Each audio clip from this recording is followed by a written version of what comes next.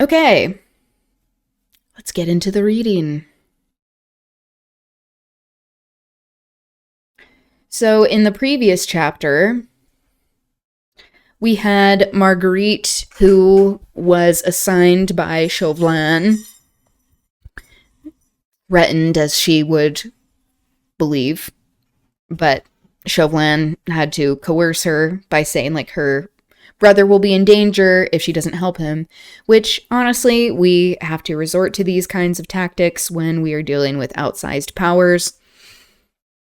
And Marguerite was able to intercept a note that she got from one of the people who she knows is in the League of the Scarlet Pimpernel, who is Sir Andrew Ffoulke. And that she was able to read this little bit of paper and get out of the situation without too much suspicion, drawing too much attention to herself. And then she went to dance and continued to be at the party. Okay, so we're still at the party. Chapter 13, Either or. The few words which Marguerite Blakeney had managed to read on the half-scorched piece of paper seemed literally to be the words of fate. Start myself tomorrow. This she had read quite distinctly. Then came a blur caused by the smoke of the candle, which obliterated the next few words. But right at the bottom, there was another sentence which now was standing clearly and distinctly, like letters of fire before her mental vision. If you wish to speak to me again, I shall be in the supper room at 1 o'clock precisely. The whole was signed with a hastily scrawled little device, a tiny star-shaped flower which had become so familiar to her, which is the signature of the Scarlet Pimpernel. It's supposed to look like the flower, the Scarlet Pimpernel. 1 o'clock precisely. It was now close upon 11. The last minuet was being danced, with Sir Andrew Ffoulke and beautiful Lady Blakeney leading the couples through its delicate and intricate figures. Close upon 11. The hands of the handsome Louis XV clock upon its ormolu bracket seemed to move along with maddening rapidity. 2 hours more, and her fate and that of Armand will be sealed. In 2 hours she must make up her mind whether she will keep the knowledge so cunningly gained to herself, and leave her brother to his fate, or whether she will willfully betray a brave man, whose life was devoted to his fellow man, who was noble, generous, and above all, unsuspecting. Yeah, he is only generous to people of his aristocratic class. To be clear. Not to all human beings. It seemed a horrible thing to do, but then there was Armand. Armand, too, was noble and brave. Armand, too, was unsuspecting. And Armand loved her, would have willingly trusted his life in her hands. And now, when she could save him from death, she hesitated. Oh, it was monstrous. Her brother's kind, gentle face, so full of love for her, seemed to be looking reproachfully at her. You might have saved me, Margot, he seemed to say to her, and you chose the life of a stranger, a man you do not know, whom you have never seen, and preferred that he should be safe, whilst you sent me to the guillotine. All these conflicting thoughts raged through Marguerite's brain, while that smile upon her lips, she glided through the graceful mazes of the minuet. She noted, with that acute sense of hers, that she had succeeded in completely allaying Sir Andrew's fears. Her self-control had been absolutely perfect. She was a finer actress at this moment, and throughout the whole of this minuet, than she had ever been upon the boards of the Comédie Française. But then a beloved brother's life had not depended on her histrionic powers, because she was an actress before she married Sir Percy. Which, her moving up in class in that way, being like a working person from a working class to having a title of nobility, was not very likely. She was too clever to overdo her part, and made no further allusions to the supposed billet doux, which means love note, which had caused Sir Andrew Ffoulke such an agonizing 5 minutes. She watched his anxiety melting away under her sunny smile, and soon perceived that, whatever doubt may have crossed his mind at the moment, She had, by the time the last bars of the minuet had been played, succeeded in completely dispelling it. He never realized in what a fever of excitement she was, what effort it cost her to keep up a constant ripple of banal conversation. When the minuet was over, she asked Sir Andrew to take her into the next room. "I have promised to go to supper with His Royal Highness," she said, "but before we part, tell me, am I forgiven?" "Forgiven?" "Yes. Confess, I gave you a fright just now. But remember, I am not an Englishwoman, and I do not look upon the exchanging of billets doux as a crime." Whoops, as I just, break into an accent. "And I vow I'll not tell my little Suzanne. But now, tell me, shall I welcome you at my water party on Wednesday?" "I am not sure, Lady Blakeney," he replied evasively. "I may have to leave London tomorrow." "I would not do that if I were you," she said earnestly. Then seeing the anxious look once more reappearing in his eyes, she added gaily, "Same." "No one can throw a better ball than you can, Sir Andrew.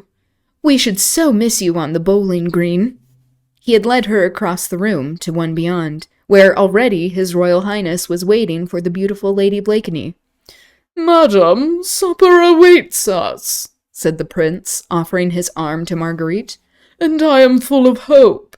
The goddess Fortune has frowned so persistently on me at hazard that I look with confidence for the smiles of the goddess of beauty." "Your Highness has been unfortunate at the card tables?" asked Marguerite, as she took the prince's arm. "Aye, most unfortunate. Blakeney, not content with being the richest among my father's subjects, has also the most outrageous luck. By the way, where is that inimitable wit? I vow, madam, that this life would be but a dreary desert without your smiles and his sallies." She uses that phrase a lot, Baroness Orczy. A desert without this. Okay, that's the end of chapter 13. I think we have time for chapter 14. Chapter 14, 1 o'clock precisely. Supper had been extremely gay. Well, it always is in my household. All those present declared that never had Lady Blakeney been more adorable, nor that demmed idiot, Sir Percy, more amusing.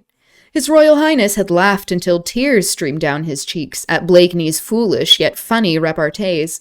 His doggerel verse, "We seek him here, we seek him there," etc., was sung to the tune of Ho, Merry Britons, and to the accompaniment of glasses knocked loudly against the table. Lord Grenville, moreover, had a most perfect cook. Some wags asserted that he was a scion of the old French noblesse, who, having lost his fortune, had come to seek it in the cuisine of the Foreign Office. Marguerite Blakeney was in her most brilliant mood, and surely not a soul in that crowded supper room had even an inkling of the terrible struggle which was raging within her heart. The clock was ticking so mercilessly on. It was long past midnight, and even the Prince of Wales was thinking of leaving the supper table. Within the next half hour, the destinies of two brave men would be pitted against one another, the dearly beloved brother, and he, the unknown hero. Marguerite had not even tried to see Chauvelin during this last hour. She knew that his keen, fox-like eyes would terrify her at once, and incline the balance of her decision towards Armand. While she did not see him, there still lingered in her heart of hearts a vague, undefined hope that something would occur, something big, enormous, epoch-making, which would shift from her young, weak shoulders this terrible burden of responsibility, of having to choose between such two cruel alternatives. But the minutes ticked on with that dull monotony which they invariably seem to assume when our very nerves ache with their incessant ticking. After supper, dancing was resumed. His Royal Highness had left, and there was general talk of departing among the older guests. The young were indefatigable, and had started on a new gavotte, which would fill the next quarter of an hour. Marguerite did not feel equal to another dance. There is a limit to the most enduring self-control. Escorted by a cabinet minister, she had once more found her way into the tiny boudoir. still the most deserted among all the rooms. She knew that Chauvelin must be lying in wait for her somewhere, ready to seize the first possible opportunity for a tete-a-tete, which is a head-to-head. His eyes had met hers for a moment after the four-supper minuet, and she knew that the keen diplomatist, with those searching, pale eyes of his, had divined that her work was accomplished. Fate had willed it so. Marguerite, torn by the most terrible conflict heart of woman can ever know. It's so privileged to be like, this is my worst problem. I mean, it's still her brother and she cares about him, but she is actively choosing to be a class traitor.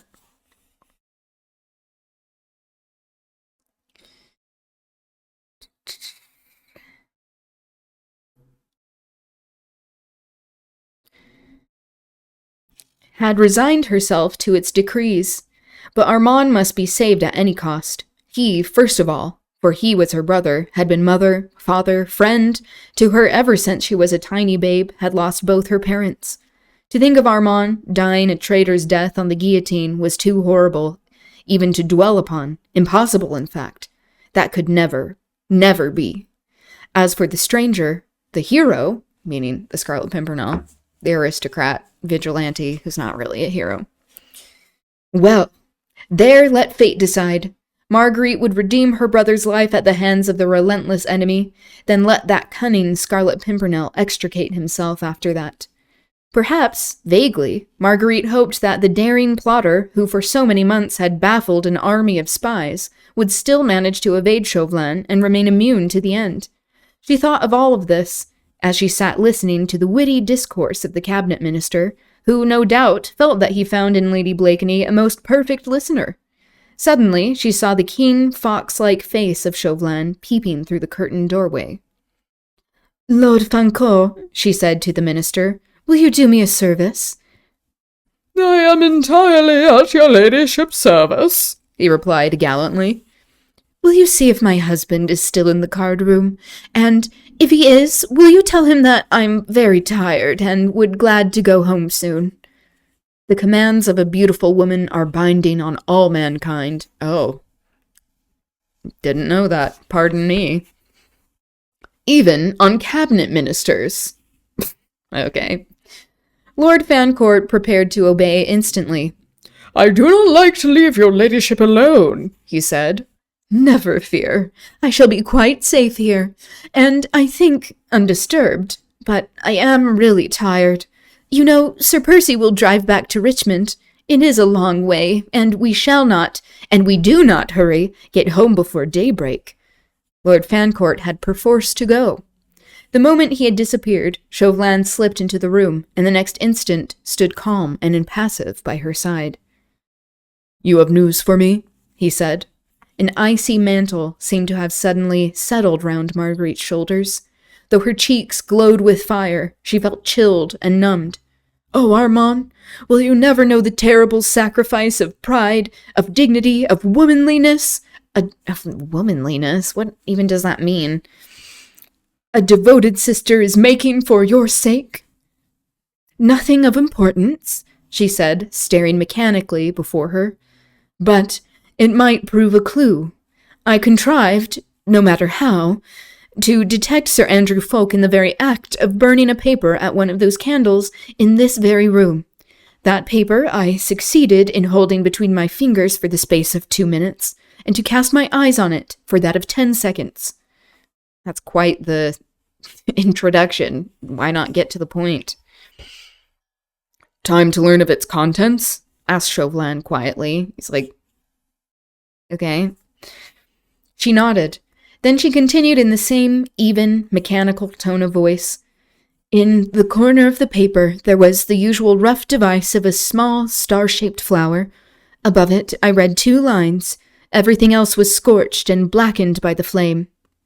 "And what were these 2 lines?" Her throat seemed suddenly to have contracted. For an instant she felt that she could not speak the words which might send a brave man to his death. "It is lucky that the whole paper was not burned," added Chauvelin with dry sarcasm, for it might have fared ill with Armand Saint-Just. Armand Saint-Just. What were the 2 lines, citoyenne? He's like, come on, out with it. One was, I start myself tomorrow, she said quietly. The other, if you wish to speak to me, I shall be in the supper room at 1 o'clock precisely. Chauvelin looked up at the clock just above the mantelpiece. Then I have plenty of time, he said placidly. What are you going to do? She asked. She was pale as a statue. Her hands were icy cold. Her head and heart throbbed with the awful strain upon her nerves. Oh, this was cruel. Cruel! What had she done to deserve all this? Her choice was made. Had she done a vile action, or one that was sublime? The recording angel who writes in the Book of Gold alone could give an answer, meaning like the Book of Life. What are you going to do? She repeated mechanically. Oh, nothing for the present. After that it will depend. On what? On whom I shall see in the supper room at 1 o'clock precisely. You will see the Scarlet Pimpernel, of course, but you do not know him. No, but I shall presently. Sir Andrew will have warned him. I think not. When you parted from him after the minuet, he stood and watched you for a moment or two, with a look which gave me to understand that something had happened between you. It was only natural, was it not, that I should make a shrewd guess as to the nature of that something? I thereupon engaged the young gallant in a long and animated conversation. We discussed Herr Gluck's singular success in London, until a lady claimed his arm for supper. Since then? I did not lose sight of him through supper. When we all came upstairs again, Lady Portales buttonholed him, and started on the subject of pretty Mademoiselle Suzanne du Tournay. I knew he would not move until Lady Portales had exhausted the subject, which will not be for another quarter of an hour at least, and it is 5 minutes to 1 now. He was preparing to go, and went up to the doorway, where, drawing aside the curtain, he stood for a moment, pointing out to Marguerite the distant figure of Sir Andrew Ffoulkes in close conversation with Lady Portales. I think, he said with a triumphant smile, that I may safely expect to find the person I seek in the dining-room, fair lady. There may be more than one. Whoever is there as the clock strikes 1 will be shadowed by one of my men. Of these, 1, or perhaps 2, or even 3, will leave for France tomorrow. One of these will be the Scarlet Pimpernel. Yes, and? I also, fair lady, will leave for France tomorrow. The papers found at Dover upon the person of Sir Andrew Ffoulkes speak to the neighborhood of Calais, of an inn which I know well, called Le Chat Gris, which means the grey cat, of a lonely place somewhere on the coast, the Père Blanchard's hut, which I must endeavor to find. All these places are given as the point where this meddlesome Englishman has bidden the traitor du Tournay and others to meet his emissaries. But it seems that he has decided not to send his emissaries, that he will start himself tomorrow. Now, one of those persons whom I shall see anon in the supper-room will be journeying to Calais, and I shall follow that person until I have tracked him to where those fugitive aristocrats await for him. Why is he telling her all of his plans? Stop. You can't trust her.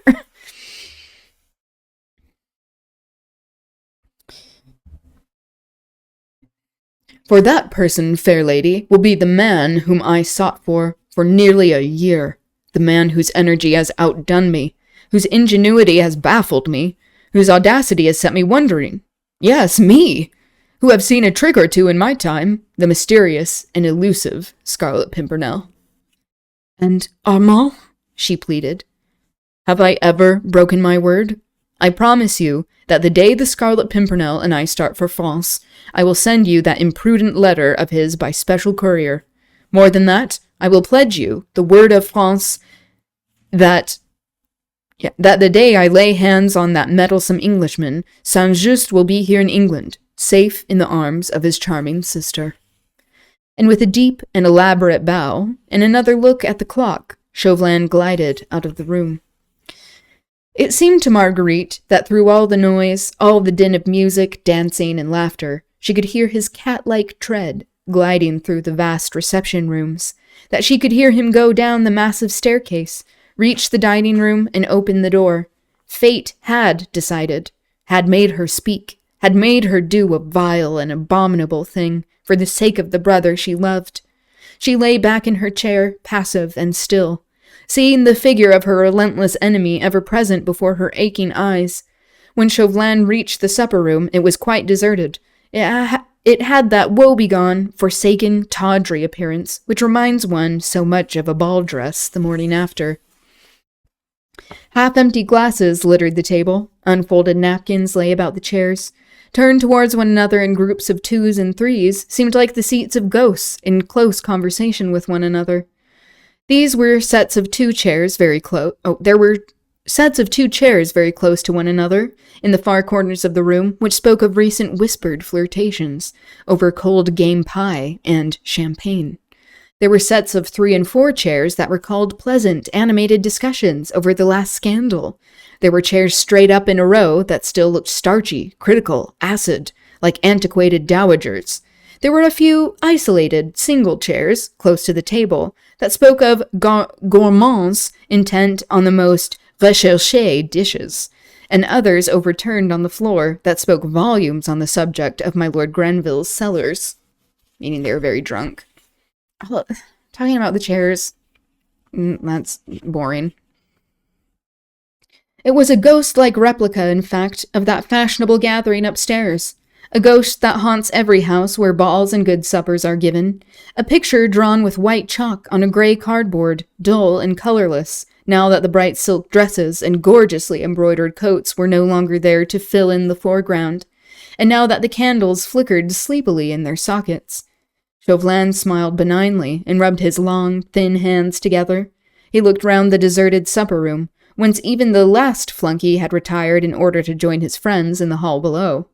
All was silence in the dimly lighted room, whilst the sound of the gavotte, the hum of distant talk and laughter, and the rumble of an occasional coach outside only seemed to reach this palace of the Sleeping Beauty as the murmur of some flitting spooks far away.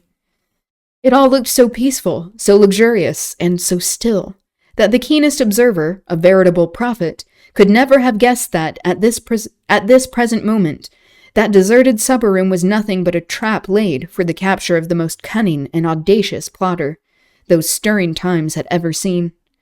Chauvelin pondered and tried to peer into the immediate future. What would this man be like, whom he and the leaders of the whole revolution had sworn to bring to his death? Everything about him was weird and mysterious. Weird. Which especially, talking about some of these older books, she's placing it in the 1700s, obviously, when the revolution is taking place. That weird was often used as, magical, mysterious, fate-like. The word, weird, W-Y-R-D, meant fate in Old English.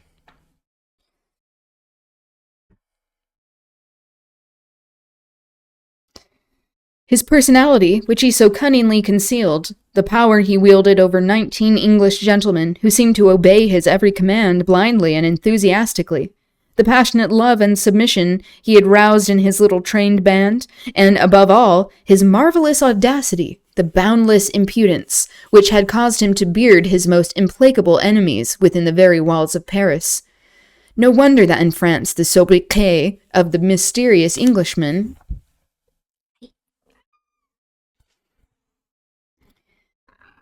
Welcome, Tiny. Roused in the people a superstitious shudder. Chauvelin himself, as he gazed round the deserted room, where presently the weird hero would appear, felt a strange feeling of awe creeping all down his spine. Again, the, classist,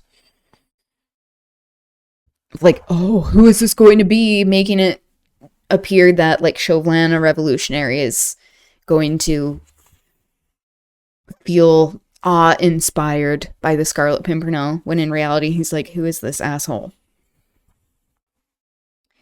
But his plans were well laid. He felt sure that the Scarlet Pimpernel had not been warned, and felt equally sure that Marguerite Blakeney had not played him false. If she had, a cruel look that would have made her shudder gleamed in Chauvelin's keen, pale eyes. If she had played him a trick, Armand Saint-Just would suffer the extreme penalty. But no, of course she had not played him false. Fortunately, the supper room was deserted. This would make Chauvelin's task all the easier when presently that unsuspecting enigma would enter it alone. No one was here now save Chauvelin himself. Stay, as he surveyed, with a satisfied smile, the solitude of the room. The cunning agent of the French government became aware of the peaceful, monotonous breathing of someone of my Lord Grenville's guests, who, no doubt, had supped both wisely and well, and was enjoying a quiet sleep, away from the din of the dancing above. Chauvelin looked round once more, and there in the corner of a sofa, in the dark angle of a room, his mouth open, his eyes shut, the sweet sounds of peaceful slumbers proceeding from his nostrils, reclined the gorgeously apparelled, long-limbed husband of the cleverest woman in Europe. So Sir Percy is sleeping in the corner. Chauvelin looked at him as he lay there placid, unconscious, at peace with all the world and himself, after the best of suppers, and a smile that was almost one of pity softened for a moment the hard lines of the Frenchman's face and the sarcastic twinkle of his pale eyes. Evidently, the slumberer, deep in dreamless sleep, would not interfere with Chauvelin's trap for catching that cunning Scarlet Pimpernel. Again, he rubbed his hands together. That's so... That's so cartoonish. Like he's the villain.